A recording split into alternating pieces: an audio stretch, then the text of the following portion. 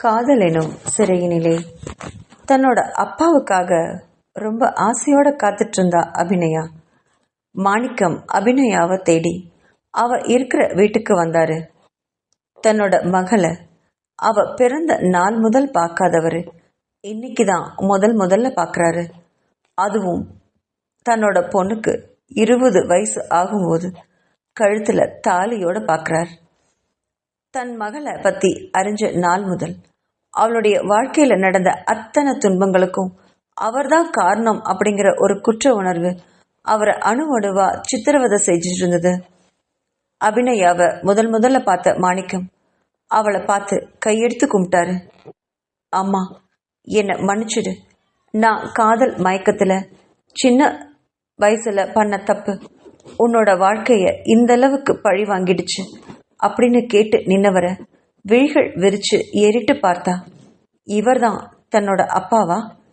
எத்தனையோ தடவை தான் அனாதனை எவ்வளவு துடிச்சு போயிருப்பா. இவர்தான் தன்னை பெத்தவர்னு நினைக்கும் போது அவளுக்கு தன்னை தந்தை பாசம் வராமல் இல்லை. சின்ன வயசு முதல் தான் யார் ஜாடையில இருக்கான்னு அவளுக்கு அவ்வப்போது சந்தேகம் வரும். ஆனா இப்போ தன்னோட அப்பாவை பார்த்ததுக்கு அப்புறம் அவ அப்படியே தன்னோட தந்தையை உரிச்சு வச்சிருக்காங்கிறது அவளுக்கே புரிஞ்சுது. ஆனாலும் தன் எதிரில் நிக்கிறவரை மன்னிக்க அவளுக்கு தோன்றவே இல்லை. தான் பிறப்புக்கு காரணம் இவர்தான் அப்படின்னாலும் தன்னை எவ்வளவு இழிவான நிலையில வச்சிருந்திருக்காரு. தன்னோட தாய் கணவனுக்கு துரோகம் செஞ்சு இவரோட பழகியிருக்கா. இவரும் தன்னோட தாய்க்கு ஏற்கனவே கல்யாணமானது தெரிஞ்சும் அவளோட காதல் வாழ்க்கை வாழ்ந்திருக்காரு. இவங்களுடைய இழிவான வாழ்க்கையின் அசிங்கம் நான் இதை வெளியில சொல்ல முடியுமா என்ன அப்படின்னு மனசுல நினைச்ச அபிநயா மாணிக்கத்தை பார்த்து, சார், நான் சாகிறதுக்குள்ள என்னோட அம்மாவையும் அப்பாவையும் பார்க்கணும்னு ரொம்ப ஆசைப்பட்டது என்னவோ உண்மைதான். ஆனா நல்ல சிவம் நான் அனாதைன்னு சொன்னதுனால அந்த ஆசையை சின்ன வயசுலயே கைவிட்டுட்டேன். ஆனா இப்போ என்னோட அப்பான்னு நீங்க வந்து நிக்கிறீங்க. உங்களை கெஞ்சி கேட்கிறேன் சார், நான் உங்க பொண்ணுன்னு எந்த நிலைமையிலையும் வெளியில சொல்லிடாதீங்க. அப்படி சொன்னா அந்த நிமிஷமே நான் செத்து போயிடுவேன் என்று அவ சொன்னதை கேட்டு அதிர்ந்து போனாரு மாணிக்கம். மாணிக்கம் கேட்க வந்ததே அதுதான். தன்னை அப்பான்னு அவ யார்கிட்டையும் சொல்லக்கூடாதுன்னு சொல்றதுக்காக வந்தாரு. ஆனா அவளே தன்னை தந்தைன்னு சொல்ல விருப்பம் இல்லைன்னு சொல்றா. அவரால் அந்த அவமானத்தை தாங்கவே முடியல. ஏமா அப்படி சொல்ற? நான் உன்னோட அப்பாதாம்மா. நீ வெளியில இதை சொல்லாட்டியும் அட்லீஸ்ட் அப்பப்போ என்கிட்ட பேசுடா. நம்ம யாருக்கும் தெரியாம அப்பா மகளா பழகலாம் என்றார். அதை கேட்டு அபிநயா நக்கலா சிரிச்சா. யாருக்கும் தெரியாம பழகிற புத்தி உங்களை இன்னுமா விட்டு போகல? இந்த வயசுல எல்லாத்தையும் எழுந்து நிக்கிறேன். நான் அப்பான்னு உங்களை உறவு கொண்டாடுறதுக்கு எனக்கு எந்த உரிமையும் இல்லை. நீங்க 2 பேரும் சேர்ந்து ஒரு நல்ல மனுஷனுக்கு துரோகம் பண்ணி என்னை உருவாக்கியிருக்கீங்க. இந்த பிறப்பு என்னால வெளியில சொல்ல முடியுமா என்ன? எவ்வளவு அசிங்கமா இருக்கும். இப்போ எங்கேயோ என்னோட அம்மா யாரோ ஒருத்தர் கூட சந்தோஷமா வாழ்ந்துட்டு இருப்பாங்க. நான் அவங்க பொண்ணுன்னு சொல்லி அவங்க வாழ்க்கையும் அழிச்சு என்னோட பிறப்பையும் நான் வெளியில சொல்லி என்னையே நான் அசிங்கப்படுத்திக்க விரும்பல. ஏற்கனவே நான் விபச்சாரின்னு தான் சொல்லிட்டு இருக்காங்க. இப்போ என்னோட அம்மா பண்ண காரியம் மட்டும் தெரிஞ்சா என்னை விபச்சாரின்னு முத்திரை குத்தி ரொம்ப அசிங்கமா பேசுவாங்க. அதுவும் ஆதித்யன் அப்படின்னு ஒரு வினாடி மனசுல நினைச்சவ அதிர்ந்தே போனான். உடனே மாணிக்கத்தை நிமிர்ந்து பார்த்தவ, எந்த காரணத்தை கொண்டும் இனிமே இங்க வராதீங்க. உங்களுக்கும் எனக்கும் இனி எப்பவுமே எந்த சம்மந்தமுமே இல்லை. இதோட நம்ம உறவை முடிச்சுக்கலாம். கிளம்புங்க. ஏதோ நான் சாகிறதுக்குள்ள என்னை பெத்த அப்பாவை ஒரு தடவை பார்த்த திருப்தி எனக்கு இருக்கு, அவ்வளவுதான். நீங்க போலாம் என்றார். அதே சமயம் மாணிக்கம் அபிநயா கிட்ட ஏதோ பேச வாய் எடுக்க அதே வினாடி அவங்க வீட்டுல இருந்த கதவு யாரோ தட்டினாங்க. அந்த வினாடி அதிர்ந்து போன அபிநயா இந்த நேரத்துல யாராருக்கும் ஒருவேளை ஆதித்யனோ அப்படின்னு நினைச்சவ பயந்தே போனான். இந்த விஷயம் மட்டும் ஆதித்யனுக்கு தெரியவே கூடாது. தன்னை ஏற்கனவே இழிவா பேசிட்டு இருக்கவனுக்கு தன்னோட தாயும் இப்படிப்பட்டவள், அதுவும் அவனோட அத்தையே அப்படிப்பட்டவள்னு தெரிஞ்சா அவங்க வீட்டுல பெரிய குழப்பமும் பிரச்சனையும் உருவாகும் அப்படின்னு நினைச்ச அபிநயா மறு வினாடி மாணிக்கத்தை பார்த்தா. தயவு செஞ்சு நீங்க பின்பக்கமா வெளியே போயிடுங்க, இங்க இருக்காதீங்க அப்படின்னு அவசரமா சொல்லி அவரை வெளியில அனுப்பி வச்சா. அதே சமயம் ஆதித்தன் பின்புறம் வந்து பார்க்கவும் அவர் வெளியே ஓடுறதுக்கும் ஆதித்யன் பார்க்கறதுக்கும் சரியா இருந்தது. அதை தவறா புரிஞ்சுக்கிட்ட ஆதித்யன் அபிநயாவை நடத்த கெட்டவன்னு சொல்லி அவளை அன்னைக்கு அடித்து விளாசிட்டான். இப்போ அத்தனையும் சொல்லி முடிச்சா அபிநயா. அதை கேட்டு மௌனமா தலை குனிஞ்சு நின்னான் ஆதித்யன். கொஞ்ச நேரம் மௌனத்துக்கு அப்புறம் ஆதித்யன் மறுபடியும் அபிநயாவை பார்த்தான். ஆனா அன்னைக்கு என் தம்பி இறந்தப்போ அங்க அந்த வீட்டில் என்ன நடந்துச்சு அதையும் சொல்லு அப்படின்னு விரக்தியான ஒரு மாதிரி குரல்ல கேட்டான். அன்னைக்கு நடந்த சம்பவத்தையும் விளக்க ஆரம்பிச்சா அபிநயா. ஆதித்யன் தன்னை அடிச்சுட்டு அன்னைக்கு விளாசி எடுத்துட்டு போனதுக்கு அப்புறம் 2 நாள் அவளால் எழவே முடியல. எழுந்து வேலைகளெல்லாம் கொஞ்சம் கொஞ்சமா செய்ய ஆரம்பிச்சிருந்தா அபிநயா. அப்போ திடீர்னு மறுபடியும் கதவு தட்டுற ஓசை கேட்டு யாரா இருக்கும்னு நினைச்சபடி ஒருவேளை ஆதித்யனோ என்று நினைச்சு கதவை திறந்தா. ஆனா வெளியில நின்னது ஆதித்யனுடைய தம்பி அருண். அவன் நல்ல குடிபோதையில அங்க நின்றுட்டு இருந்தான். அதை தெரிஞ்ச அபிநயா கதவை வேகமா சாத்த போனான். ஆனா அதே வினாடி கதவை இழுத்து பிடிச்ச அருண் அவளை உள்ள தள்ளி விட்டு அவனும் உள்ள கதவு வந்து தாழ் போட்டான். அவனுடைய நடவடிக்கை கண்டு அபிநயா அதிர்ந்தே போனான். தனக்கு இப்போ ஏதாவது விபரீதம் நடந்துருமோன்னு நினைச்சு பயந்தா. அருண் கிட்ட கெஞ்ச ஆரம்பிச்சா. என்ன அருண் இது? உன் அண்ணன் இப்போ வீட்டில் இல்லை, நீ போயிடு, அப்புறமா வா. நீ உன்னோட நிலைமைய இப்போ சரியில்லை, கிளம்பு, எதுவாக இருந்தாலும் நம்ம நாளைக்கு பேசிக்கலாம் அப்படின்னா. ஆனா அவன் மிருகமாகவே இருந்தானே. ஏண்டி என்னை ஏமாத்திட்டு என் அண்ணனை கல்யாணம் பண்ணிட்டு சந்தோஷமா இருக்கலாம்னு நினைக்கிறியா? ஏன் உனக்கு என் அண்ணன் கிட்ட இருக்கிற சொத்து தான் பெருசா பட்டுச்சா? அப்படிதானே? நானும் உனக்கு பணம் கொடுக்குறேன்டி, வா, நம்ம 2 பேரும் சேர்ந்து சந்தோஷமா இருக்கலாம். நீ என்னை கல்யாணம் பண்ணிக்கிறியோ இல்லையோ, உன்னை இவ்வளோ நாள் தொடாம வச்சிருந்தேனே, அதனால தானே என்ன நான் அண்ணோட பார்த்தோன்னே அவன்கிட்ட பாஞ்சிட்டேன் இல்லையாடி?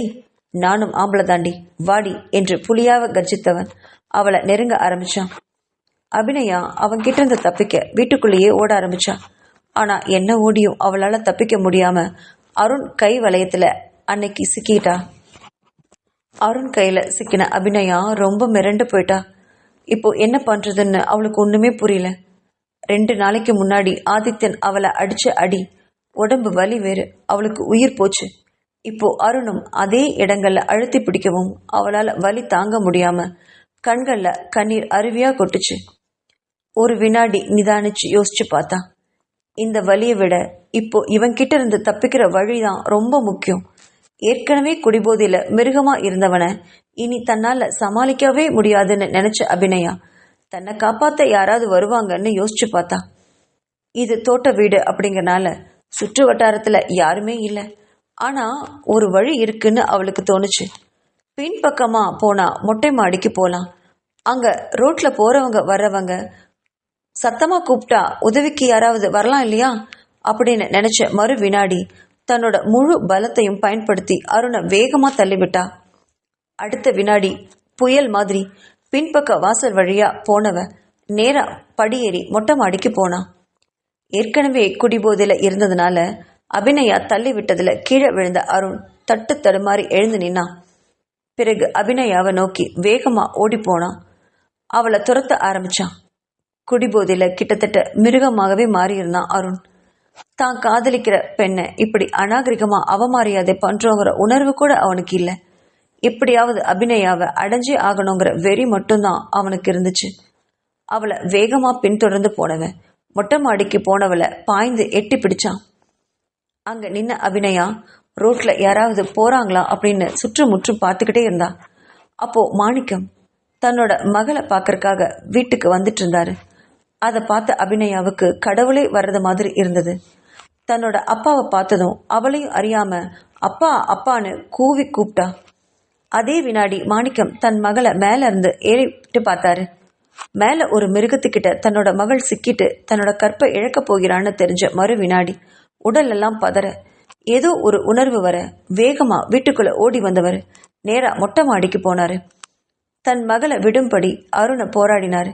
ஆனா ஒவ்வொரு முறையும் பலசாலியா இருந்த அருண் மாணிக்கத்தை பிடிச்சு தள்ளி விட்டுக்கிட்டே இருந்தான். ஏற்கனவே வயசானவர் என்பதால அருணை சமாளிக்க அவர் படாத பாடுபட்டாரு. இருந்தாலும் தன் மகளோட துன்பத்தை போக்கியே ஆகணும்னு நினைச்சவர் தான் பலம் கொண்ட மட்டும் அருணை பிடிச்சு வேகமா தள்ளிவிட்டாரு. ஏற்கனவே மொட்டை மாடியில எந்த காம்பவுண்ட் சுவரும் இல்லை. அதனாலேயே அபிநயா இங்க வர்றதுக்கு எப்பவுமே ரொம்ப தயங்குவான். இப்போ வேற வழி இல்லாம வந்திருந்தனால மாணிக்கம் தள்ளி விட்டதுல மேல இருந்து கீழே விழுந்த அருண் நேரா கீழே இருந்த தேங்காய் உரிக்கிற அந்த கடப்பாறை மேலேயே போய் விழுந்தான். அதை கொஞ்சம் கூட எதிர்பார்க்காத அபிநயாவும் மாணிக்கவும் அதிர்ந்தே போனாங்க. மொட்டை மாடி அவ்வளோ பெருசா இல்லை, கீழே விழுந்தாலும் கை கால் தான் உடையும் அப்படின்னு நினைச்சுதான் மாணிக்கம் மேல இருந்து அருணை கீழே தள்ளி விட்டாரு. ஆனா கீழே இப்படி ஒரு கடப்பாறை நெட்டு குத்தலா இருந்ததை அவர் எதிர்பார்க்கவே இல்லை. தன்னோட மகளை பயத்தோட திரும்பி பார்த்தாரு மாணிக்கம். அபிநயாவுக்கும் கை காலெல்லாம் உதற ஆரம்பிச்சிருந்தது. அவனை மேல இருந்து எட்டி பார்த்தா அருண் அந்த கடப்பாறையில மல்லாக்க விழுந்திருந்தான். அவனுடைய உடல்ல ரத்தம் கொட்டிட்டு இருந்தது. கடப்பாறை அவன் வயிற்றுல ஏறி மேல வந்திருந்தது. அதை பார்த்தவளுக்கு ஒன்றும் புரியல. இப்போ என்ன பண்றதுன்னு தெரியல. கதறி அழுதா அபிநயா. மாணிக்கத்துக்கும் தன்னோட மகள் இப்படி அழறத தாங்கவே முடியல. நான் இவ்வளவு வருஷத்துக்கு அப்புறம் வந்து தன்னோட மகளோட வாழ்வில் இவ்வளவு கஷ்டமானு நினைச்சவர். நீ அழாத அபிநயா, நான் தானே பண்ணேன். நீ பேசாம எழுந்து வா, நம்ம நேரா போலீஸ் ஸ்டேஷனுக்கே போயிடலாம். நானே குற்றத்தை ஏத்துக்கிறேன் என்றார் மாணிக்கம். அதை கேட்டு அபிநயா கொஞ்ச நேரம் யோசிச்சா.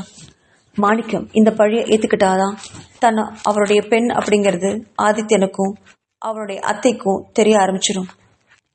அவதான் அம்மாங்கிறதும் தெரியும். வேண்டாம், தன்னை வேண்டாம்னு தூக்கி போட்டாங்க அந்த குடும்பமே. அவளாலேயே மறுபடியும் பிரச்சனை வர்றத அந்த குடும்பத்தினர் ஏத்துக்கவே மாட்டாங்க. இப்படி ஒரு பொண்ணு இருக்கிறதே அந்த குடும்பத்துக்கு தெரிய வேண்டாம். ஏற்கனவே ஆதித்யன் தன்னை நடத்த கெட்டவன்னு தான் சொல்லிட்டு இருக்கான். அந்த பழியோடு இப்போ கொலை பழியும் விழட்டுமே, என்ன இப்போ என்ன அப்படின்னு மனசுல நினைச்சா அபிநயா. மாணிக்கம் சிக்கிக்கிட்டா எத்தனை பேர் வாழ்க்கை பாதிக்கப்படும். மாணிக்கத்தோட குடும்பம், அவரை நம்பி இருக்கிற மனைவி, மகன் நடுத்தெருவில் நிற்பாங்க. வேண்டாம், இந்த பழிய நானே ஏத்துக்கிட்டா என்னோடையே எல்லாமே போயிடும். கடைசி வரைக்கும் ஆதித்யனுடைய முகத்தை பார்க்க முடியாது போயிடும், அவ்வளவுதான். மேலும் இனி தனக்கு நல்ல வாழ்க்கை அமைப்போகிறதா என்ன அப்படின்னு விரக்தியோட நினைச்சவன் தன்னோட தந்தையை ஏறிட்டு பார்த்தா. பிறகு எழுந்து நின்று கண்களை அழுந்து தொடச்சுக்கிட்டு, நீங்க முதல்ல இங்கிருந்து கிளம்புங்க என்றால். மாணிக்கம் புரியாம பார்த்தாரு. என்ன பாக்குறீங்க? நீங்க இங்க இருந்தது போதும், கிளம்புங்க. இனி நடக்கிறதெல்லாம் நானே பார்த்துக்கிறேன் என்றால். வேண்டாம்மா, நான் சொல்றது கேளு. நான் தான் அவனை மேல இருந்து கீழே தள்ளி விட்டேன். இந்த பழிய நானே ஏத்துக்கிறேன், நீ ஏத்துக்காத. நானே ஜெயிலுக்கு போறேன் என்றார். ஜெயிலுக்கு போய் என்ன பண்ணுவீங்க? நம்ம விஷயம் எல்லாம் வெளியே தெரியும்.